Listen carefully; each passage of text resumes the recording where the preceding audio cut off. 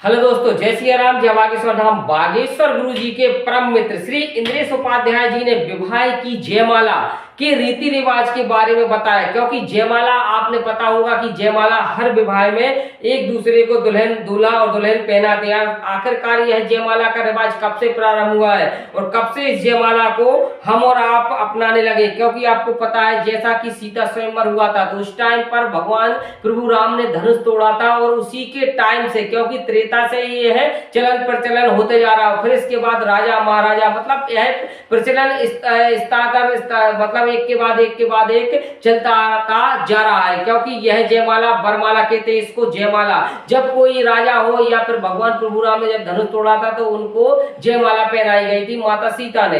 तो ऐसा ही राजा महाराजा पहले जब कोई भी स्वयंवर होता था तो जब वो विजेता हो जाते थे तो वह बरमाला वह वधु डाल देती थी और वह स्वीकार कर लेती थी कि अब ये हमारे पति परमेश्वर है। तो बागेश्वर धाम सरकार पूज्य सरकार के वह बहुत से अच्छे सबसे ज्यादा प्रेम और स्नेह करने वाले श्री इंद्रेश उपाध्याय जी ने बिल्कुल सरल भाषा में समझाया कि आखिरकार जयमाला क्यों करना चाहिए और क्या इसकी मेन आवश्यकता होती। तो आइए सुनिएगा। हमारे हिंदू वैदिक समाज में एक बात सत्य बताएं, विवाह में जयमाला पहनाने का कोई रिवाज नहीं है। ये जो विवाहों में वर वधु एक दूसरे को माला पहनाते, ऐसा कोई नियम नहीं है। ये तो केवल स्वयंवर में नियम होता था कि जो राजा प्रिय लग जाए उसको कन्या माला पहना करके चुन लेती थी कि इससे हमारा ब्याह होगा। अब उसी को लोगों ने सिया राम जी की परंपरा से प्रारंभ किया। फिर वो जयमाला का प्रसंग होता है विवाहों में, बाकी उसका कोई नियम है नहीं। नियम केवल फेरे और विवाह उसी से संपन्न होता है।